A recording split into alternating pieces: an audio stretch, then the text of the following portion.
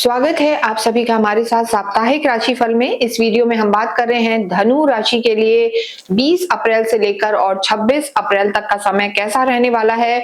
देखिए, धनु जो राशि है आपकी शनि की ढैया चल रही है। हम हमेशा कहते हैं कि जब भी शनि की ढैया हो या साढ़े साती हो तो आपकी खुद की कुंडली में शनि कैसे हैं ये देखना बहुत जरूरी है। अगर वहां पर शनि सम है या मित्रता वाले हैं तो ये समय, ये वीक आपके लिए अच्छा रहने वाला है।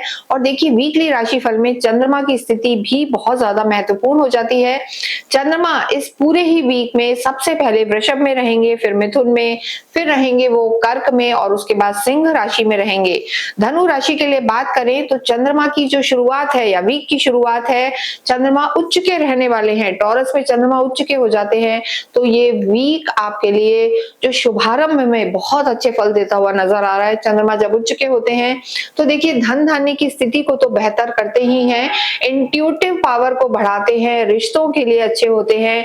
तो यहाँ पर चंद्रमा सबसे पहले आपके छठे भाव में रहेंगे।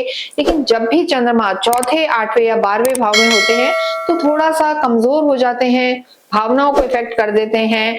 और चंद्रमा 23 और 24 तारीख को अगर हम देखें, थोड़े समय 25 के लिए भी आपके अष्टम भाव में रहने वाले हैं। यानी इस वीक में 24-25 तारीख को चंद्रमा आपके अष्टम में रहेंगे, थोड़े से कमजोर रहेंगे।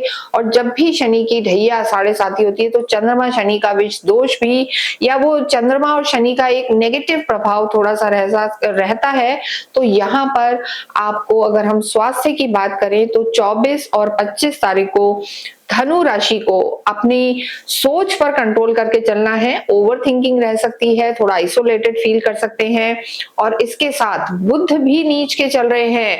देखिए, मंगल, शनि और बुध साथ में आपके सुख भाव में है तो यहाँ पर आपको अपने माता के स्वास्थ्य का ध्यान रखना है और खुद के स्वास्थ्य का भी ध्यान रखना है। थोड़ा सा चिड़चिड़ापन रह सकता है, क्रैंकी से रह सकते हैं जिसे हम कहते हैं।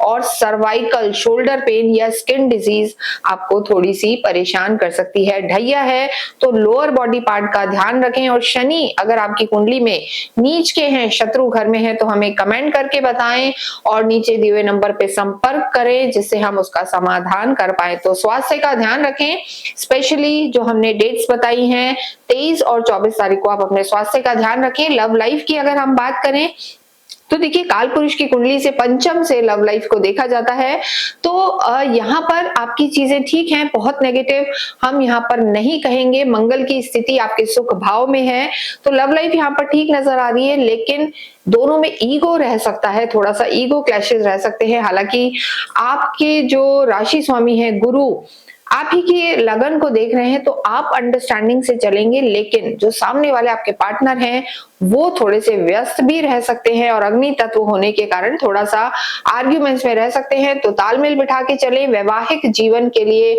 ये वीक अच्छा, बहुत अच्छा नजर आ रहा है। हालांकि मंगल दोष बना हुआ है, देखिए मंगल का चौथे घर में होना मांगलिक दोष थोड़ा सा रखता है, लेकिन यहाँ पर वैवाहिक जीवन में तालमेल रहेगा। गुरु का सप्तम में होना आप में अंडरस्टैंडिंग बिठाएगा, घर में मांगलिक कार्य होंगे और घर में माहौल जो हम कहेंगे अच्छा रहने वाला है। क्योंकि गुरु की लगन पर दृष्टि कहा जाता है कि बहुत सारे पापों को दूर करती है, अमृत तुल्य रहती है। तो वैवाहिक जीवन में तालमेल है। जिन लोगों का विवाह नहीं हुआ है उनके लिए भी हम कहेंगे कि कोई ना कोई नए रिश्तों की शुरुआत हो सकती है। तो गुरु जो आपके खुद के स्वामी हैं यहाँ पर आपके लिए रिश्तों को सुधारने वाले होंगे। समय आपके लिए अच्छा है और शुक्र का स्वग्रही होना भी यहाँ जो हम कहेंगे कि तालमेल बिठाकर रखेगा तो चीजें आपके लिए अच्छी रहने वाली है। इसके साथ ही अगर हम बात करें आपके कार्य क्षेत्र की तो सूर्य का उच्च का होना आपको लाभ करवाएगा। और देखिए, सूर्य जब उच्च के चलते हैं तो कहीं ना कहीं सरकारी क्षेत्रों से लाभ की स्थिति बनी हुई है।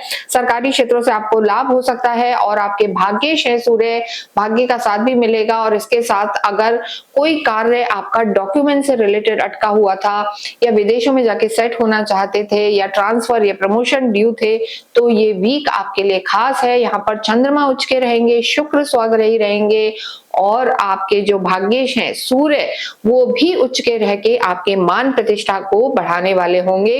लेकिन कहीं भी अगर आप लोहे से संबंधित काम करते हैं या किसी मैन्युफैक्चरिंग के काम में हैं तो थोड़ा-सा संभल कर रहें, धन की स्थिति बेहतर रहेगी, लेकिन अपव्यय से यहाँ पर आपको बचना है। धार्मिक बुद्धि होती है गुरु का, आप ही की लगन को देखना आपको धार्मिक रखेगा और धार्मिक यात्राएं भी यहाँ पर होती हुई नजर आ रही है। धनु राशि के लिए वीक यहाँ पर अच्छा रहने वाला है, जैसा लेकिन हमने कहा अष्टम में जब चंद्रमा होंगे तो 24 तारीख को और 25 को थोड़ा सा विशेष आपको ध्यान रख के चलना है। इसके साथ अगर हम भाग्य की बात करें तो देखिए भाग्येश आपके सूर्य हैं और भाग्येश का उच्च का होना यहाँ पर प्रबल जो हम कहेंगे भाग्य का साथ आपको मिलने वाला है, तो ये स्थिति आपके लिए बहुत बेहतर रहेगी। पिता से आपको सपोर्ट मिलेगा और पिता तुल्य समान जितने भी लोग हैं आपके गुरु हैं उनका विशेष आशीर्वाद मिलेगा और आपके लिए वो सपोर्टिव यहाँ पर रहने वाले हैं। या यूं हम कहें कि जो पिछले समय में आपने मेहनत की है उसका लाभ यहाँ पर आपको मिलने वाला है।